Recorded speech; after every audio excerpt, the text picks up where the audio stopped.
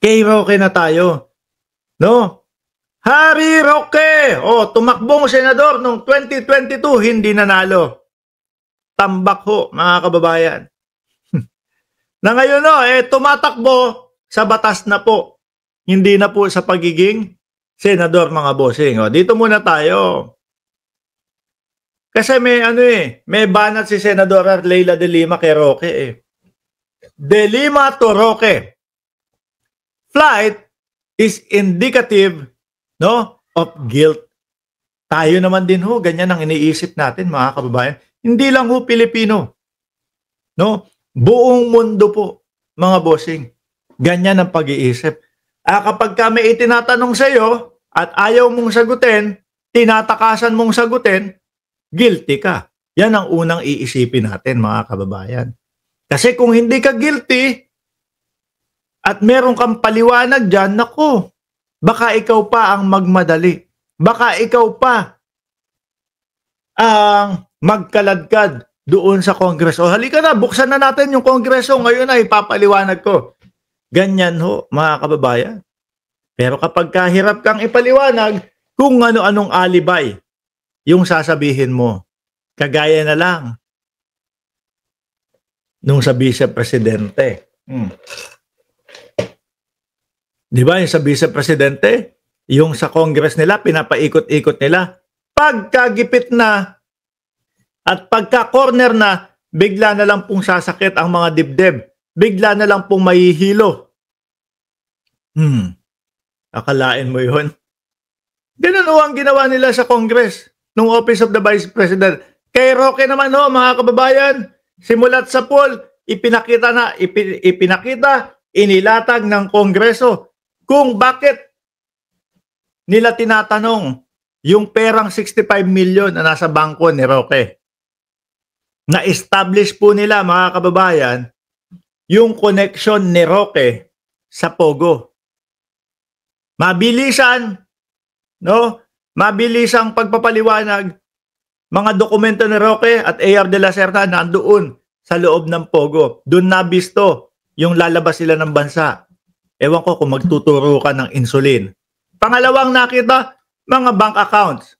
Doon nabisto din yata. Yung joint account ni Roque at ni de la Serna. Natanong tuloy ng mamamayang Pilipino, magkaano-ano kayo? Kasi ang gumagawa ng mga joint account lang, mag-asawa, mag-jowa. Di ba? Magkapatid.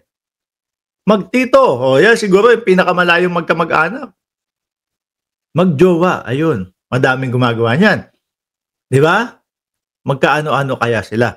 Ngayon, yung pangatlo, yung Chinese na nahuli na sangkot sa Pogo.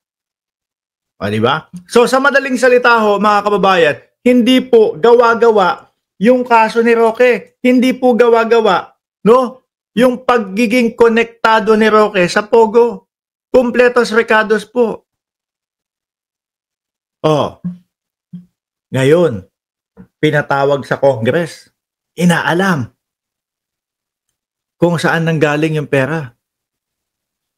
Nagpaliwanag si Roque, akala niya mapapaikot niya lahat dito sa Congress. Nung nagyabang na po, may dokumento po ako ng mga pinagbentahan ng lupa, etc. Susunod na hearing po, dadaling ko. Yung susunod na hearing po, hindi na nagpakita. Tumakas na po, tumakbo na ho, mga kababayan. At kaya dito, bumanat si Senadora Leila de Lima. Kasi po siya, mga kababayan, yung mga tanim na kaso o yung mga tanim o tinanim lang kay de Lima para maipakulong. Hinarap niya pa din. Kahit alam niyang mga planted lang, hinarap niya pa din, mga bossing. Tingnan nyo yung isa, no? Si Kerwin Espinosa na humingi ng sorry kay de Lima. Nanalo pa sa kanilang lugar. Di ba? Nanalo pa si Kerwin Espinosa sa kanilang lugar, mga kababayan. Siya, hinarap niya. 7 taon nakulong. Nag-antay ng tamang panahon. Dumating ang tamang panahon. Binasa yung kanyang acquit. Ngayon meron lang medyo konting, dapat plantsahin, pero hindi ibig sabihin babalik sa oblo o babalik sa kulungan si De Lima. Ilan po ang mga nagtawa kay De Lima? Kaya si Lucky Buloy, si dating Pangulong Duterte, pinagtatawanan nila, nasa kulungan na, di ba? Si Roque, yang mga yan. Ngayon, bumaliktad po ang mundo.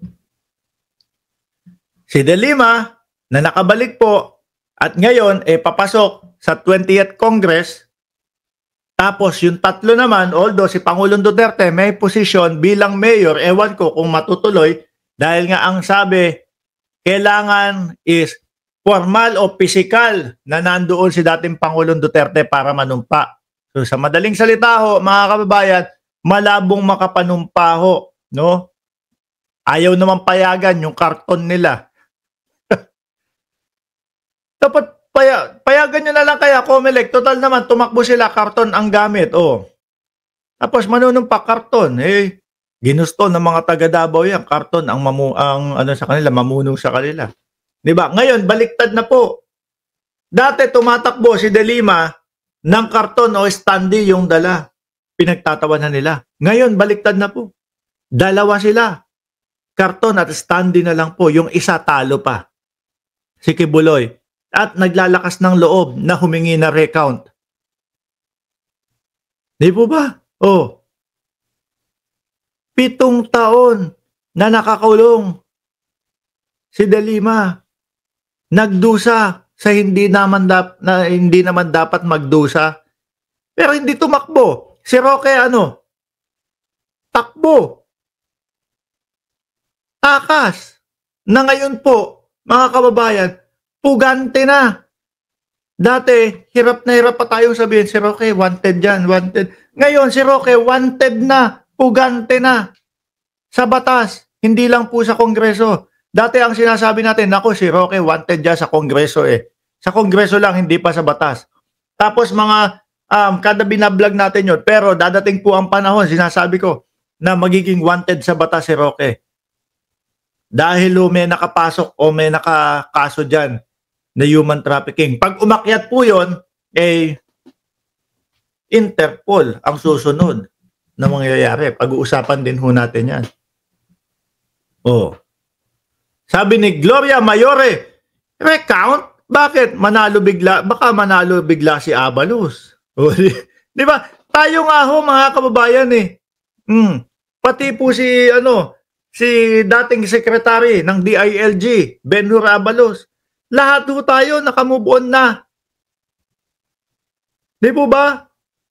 Tayo, iniisip din natin, iniisip namin, si Abalos makakapasok Pero hindi ho Nung nakita natin si Abalos, nagsalita na, tinatanggap yung pagkatalo.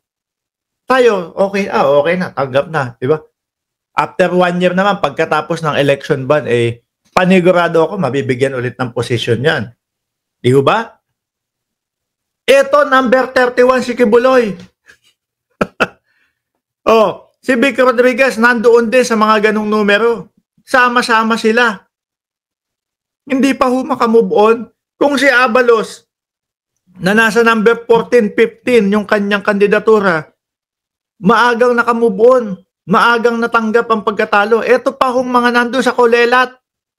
31, yung number yung iba nasa 20. Hindi matanggap. Di po ba?